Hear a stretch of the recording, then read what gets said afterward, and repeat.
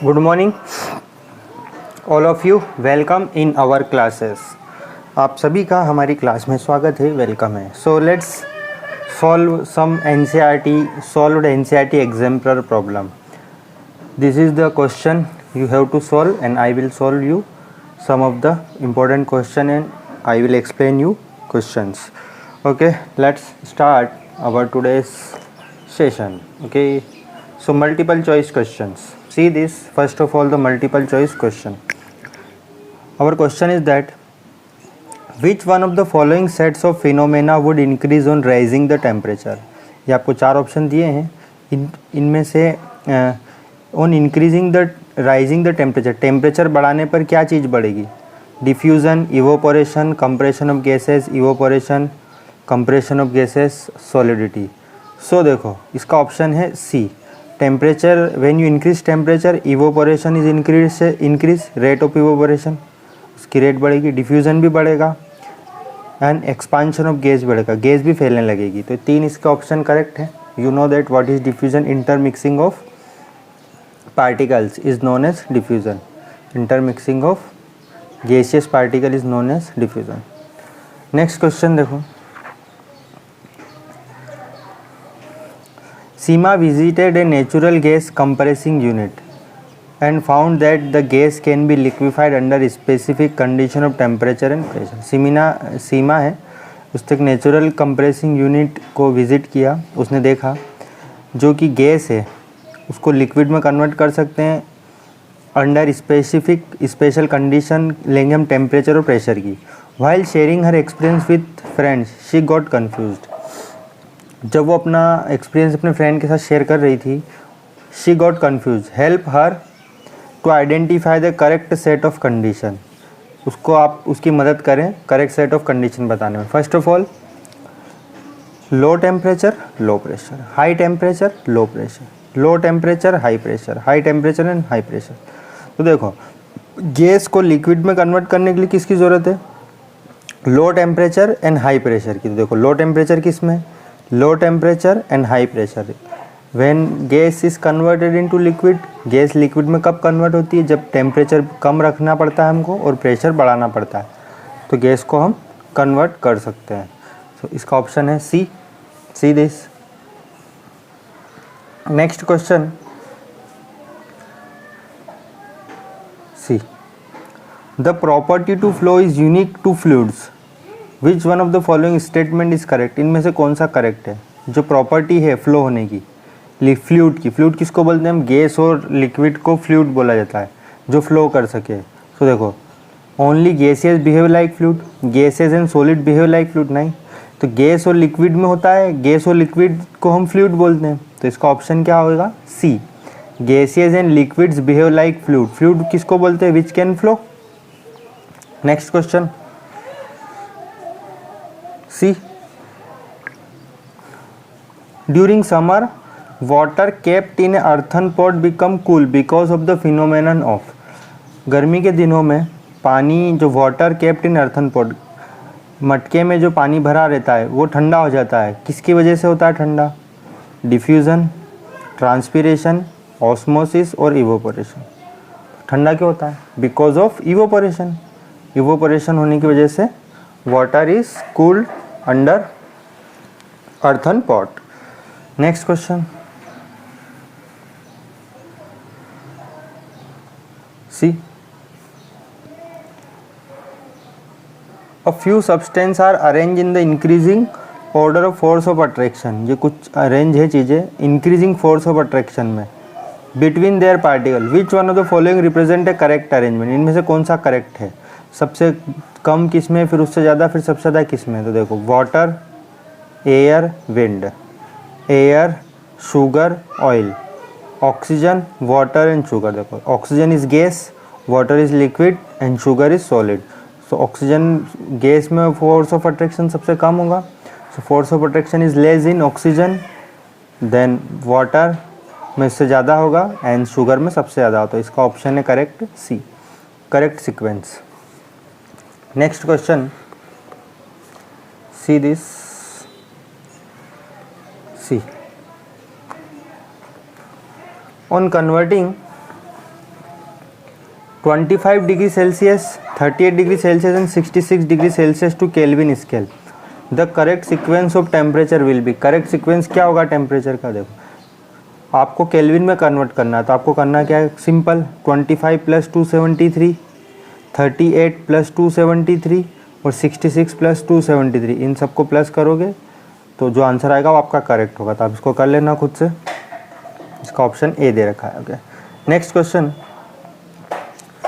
Choose the correct statement of the following. इनमें से correct कौन सा है उसको चूज करना। देखो, conversion of solid into vapour, solid को वेपर में कन्वर्ट करना without passing through the liquid state is called vaporisation. No, it's wrong. Conversion of vapour into solid without passing through the liquid state is called sublimation. ये सही है। Vapour solid को काय में convert करना, gas में बिना लिक्विड स्टेट में कन्वर्ट हुए, उसको हम बोलते हैं सब्लिमेशन। तो option B is correct. Next question, see this, the boiling point of diethyl ether, ये केमिकल का नाम है। The boiling point of diethyl ether, acetone is a chemical and n butyl alcohol, ये सब केमिकल के नाम है। इनका बॉइलिंग पॉइंट दे रखा है 35 degree, 56 degree and 180 degree Celsius respectively. Which one of the following correctly represent there boiling point in kelvin. जो उससे पहले क्वेश्चन किया था वैसा ही क्वेश्चन है। ये सी को के में कन्वर्ट करना है, सेल्सियस को केल्विन में कन्वर्ट करना है। तो कैसे करेंगे? 35 प्लस 273 कर देंगे, इसमें 56 प्लस 273, 118 प्लस 273, जो भी आंसर आएगा वो हमारा करेक्ट आंसर होगा। Next question, which out of the following will increase the evaporation of water. Evaporation of water कब इंक्रीज होगा? मतलब इवोपोरेशन ऑफ वाटर कब इंक्रीज होगा, उसकी स्पीड कब बढ़ जाएगी पानी के भाप में बनने की?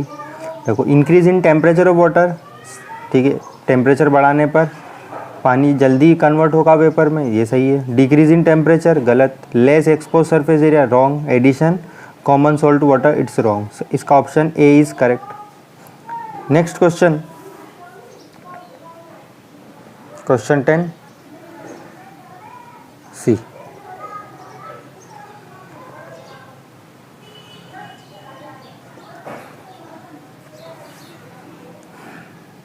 इन which of the following condition, ये कुछ कंडीशन दे रखी है, the distance between the molecule of hydrogen gas would increase. मतलब हाइड्रोजन के जो मॉलिक्यूल है उनके बीच की डिस्टेंस कब बढ़ जाएगी। ये 4 ऑप्शन दे रखे हैं और ये 4 कंडीशन दे रखी है। देखो, और ऑप्शन ये पहला दूसरा, पहला थर्ड, पहला चौथा, से दूसरा तीसरा एंड दूसरा चौथा। तो आपको इनमें से चूज़ करना है, एक से ज़्यादा आंसर सही है। तो कैसे? Increasing pressure on hydrogen, pressure बढ़ाएंगे तो content in close container, it is wrong, है ना। प्रेशर बढ़ाने पे तो मॉलिक्यूल पास में आते हैं। Some hydrogen gas leaking out of the container, अगर कुछ हाइड्रोजन गैस कंटेनर में से बाहर चली जाए, है ना, तो ये सही है। अगर ज़्यादा गैस है, जैसे एक कमरे में अगर ज़्यादा लोग बंद है और कुछ बाहर निकल जाए तो उनके बीच की गैप बढ़ सकती है, तो ये दूसरा सही है।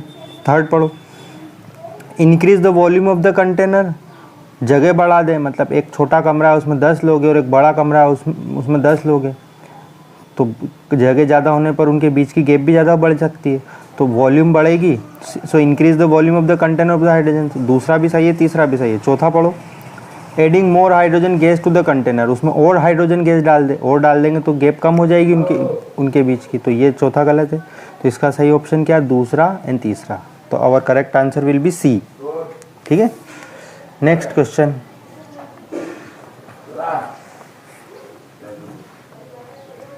सी,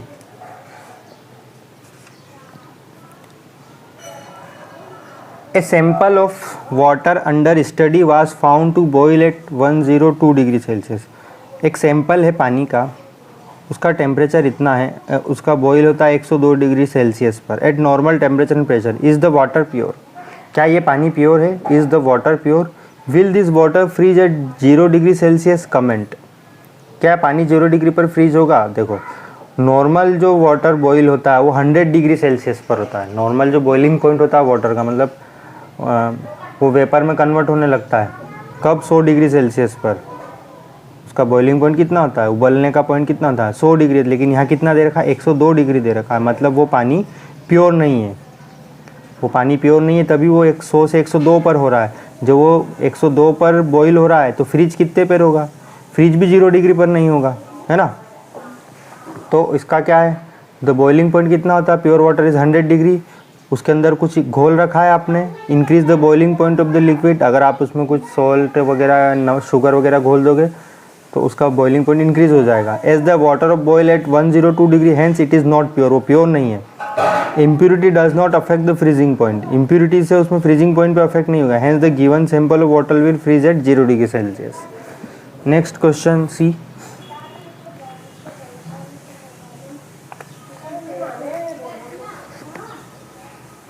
see this question, a students beat से beaker, heat से beaker, एक स्टूडेंट हीट से beaker containing ice and water, एक स्टूडेंट ने क्या किया, एक बीकर को हीट करा, गर्म करा, जिसके अंदर आइस और पानी भरा हुआ है, आइस भी है और वाटर भी।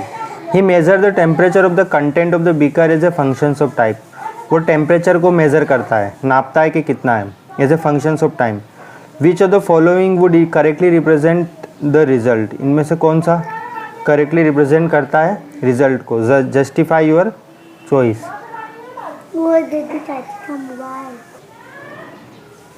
सो विच of the following would correctly represent the result, justify your result. यहाँ पर ये 4 ग्राफ दे रखे हैं, इनमें से कौन सा करेक्ट है, मतलब हीट कर रहा है एंड आइस एंड वाटर है, so he measure the temperature. So see this 4 diagram. First देखो, ये देखो, ये टाइम दे रखा है, इधर टेम्परेचर दे रखा है, ये 0 से 100 डिग्री तक ऊपर की तरफ टेम्परेचर बढ़ रहा है, इधर टाइम बढ़ रहा है, इस तरफ टाइम इंक्रीज़ हो रहा है, ऊपर टेम्परेचर बढ़ रहा है। देखो ये ग्राफ फर्स्ट ऐसा जा रहा है, मतलब टाइम के साथ में टेम्परेचर भी बढ़ रहा है, फिर ये सीधी लाइन आ गई है, मतलब टाइम तो बढ़ रहा है लेकिन टेम्परेचर नहीं बढ़ रहा है। ये सीधी लाइन का मतलब देखो, इस तरफ जाएंगे टाइम बढ़ रहा है, इस तरफ 100 ही है, इधर यहाँ से यहाँ तक 100 है, ये गलत है, ऐसा नहीं हो सकता, क्योंकि जो टेम्परेचर है वो बढ़ता नहीं है लेटेंट ऑफ हीट की वजह से। देखो पहले 100 डिग्री ही रहेगा, फिर 100 से नीचे आ रहा है, कम हो रहा है, ये भी गलत है। फिर 100 पे है, पहले 100 में नहीं हो सकता टेम्परेचर, क्योंकि आइस और वाटर 100 डिग्री पर नहीं हो सकते, आइस और वाटर 0 डिग्री पर हो सकते, तो शुरुआत में 100 डिग्री टेम्परेचर तो हो ही नहीं सकता। 100 से नीचे, ये भी गलत है। ये देखो, आइस और वाटर जब आप किसी बीकर में रखोगे तो क्या होगा, उसका टेम्परेचर स्टार्टिंग में 0 डिग्री ही रहेगा, थोड़े टाइम तक वो 0 रहेगा, जब तक कि पूरी बर्फ़ ना पिघल जाए। सो ऑल ऑफ द बर्फ़ थोड़े समय तक तो 0 रहेगा, जब पूरी बर्फ़ पिघल जाएगी तो धीरे धीरे टेम्परेचर इंक्रीज़ होने लगेगा। ये वाला डायग्राम देखो, ये स्टार्टिंग में टेम्परेचर 0 ही रहेगा, देखो 0 पे सीधी लाइन आ रही है, मतलब टेम्परेचर इंक्रीज़ नहीं हो रहा है, फिर वो धीरे धीरे टेम्परेचर इंक्रीज़ होने लगेगा। So first temperature is not increase, it is constant, and after when all the ice is converted into water then temperature is increasing slowly, धीरे धीरे बढ़ेगा। so this is our correct answer, because of latent heat of fusion when all ice melts and the temperature of the content start rising, hence figure D represent the correct results. Next question, fill in the blank. See this, evaporation of a liquid at room temperature leads to, evaporation जब हम होता है liquid का, evaporation से कौन सा effect होता है, evaporation leads to cooling, evaporation की वजह से कौन सा इफेक्ट होता है, cooling effect. So here is cooling is सही answer. Next question, at room temperature the force of attraction between the particles of solid substance are, room temperature पर, अगर हम रूम टेम्परेचर मतलब जहाँ हम रहते हैं वो टेम्परेचर जो भी है, force of attraction between the particle of solid substance are then those which exist in the gaseous state। देखो रूम टेम्परेचर पर और गैस स्टेट में अगर हम फोर्स ऑफ अट्रैक्शन देखें तो किस में ज़्यादा होगा, जब टेम्परेचर कम होता है तो फोर्स ऑफ अट्रैक्शन ज़्यादा होता है। सो इसका आंसर आएगा स्ट्रोंगर देन दोज, स्ट्रोंगर होता है गैस स्टेट से। नेक्स्ट क्वेश्चन देखो, the arrangement of particle is less order in the, less order मतलब जिसमें कोई सिस्टमेटिक ढंग से नहीं होता है, इधर उधर पार्टिकल्स फैले हुए रहते हैं, कौन सी स्टेट होती है, gaseous state. However there is no order in the, less order in the liquid state, liquid state में कम होता है, एंड हाउएवर देयर इज कोई भी ऑर्डर नहीं होता in the gaseous state, however there is no order in the gaseous state, there is no order in the gaseous state. Next देखो सी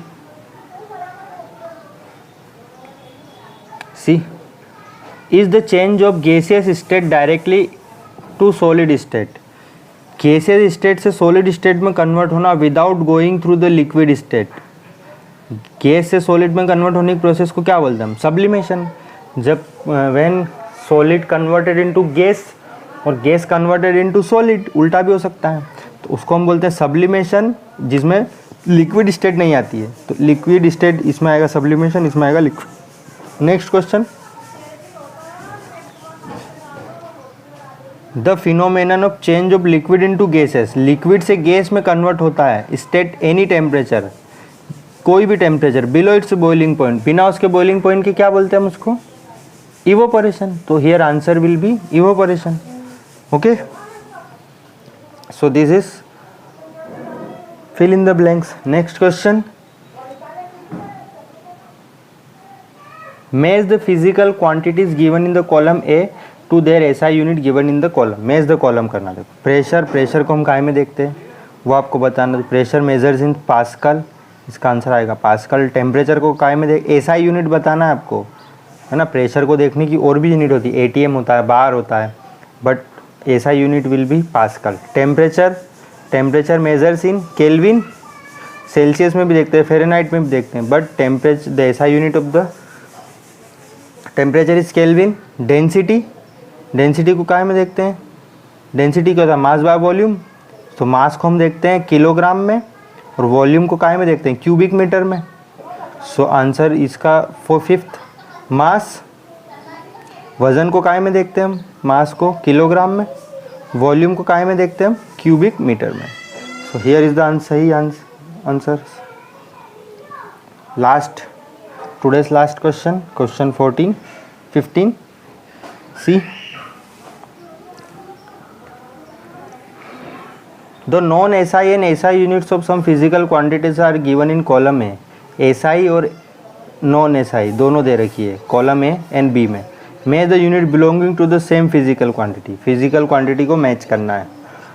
मैंने बताया डिग्री सेल्सियस के लिए टेम्परेचर होता है, तो टेम्परेचर के लिए और क्या यूज़ करते हैं हम, केल्विन। तो यहाँ पे केल्विन आ जाएगा, है ना। केल्विन भी होता है ना टेम्परेचर के लिए, तो डिग्री सेल्सियस भी होता है, केल्विन भी होता है। सेंटीमीटर लेंथ के लिए, लेंथ को हम और काय में देखते हैं, मीटर में भी देख सकते हैं ना लेंथ को। ग्राम पर centimetre cube, this is density को हम ग्राम में भी देख सकते हैं, ग्राम पर सेंटीमीटर क्यूब में देखते हैं, और काय में देख सकते हैं, किलोग्राम पर metre. Bar is used for pressure is also for pascal. Milligram, gram means mass को हम काय में देखते हैं, और किलो में। तो here answer will B kilogram, तो इसका आंसर आएगा kilogram. Next, osmosis is special kind of diffusion. Osmosis जो होता है वो एक स्पेशल तरह का डिफ्यूजन होता है। सो इसके ऊपर कमेंट करना है, आप कमेंट करेंगे। देखो ऑस्मोसिस क्या होता है, movement of particle from low concentration to higher concentration, particles का मूवमेंट करना। लो कंसंट्रेशन से higher concentration is responsible for diffusion in liquids and gaseous. What is diffusion, intermixing of particle जब intermix हो जाते हैं उसको बोलते हैं हम। तो लो कंसंट्रेशन से हाई कंसंट्रेशन की जब तरफ मूव करते हैं तो उसको ऑस्मोसिस बोलते हैं in the case of liquid.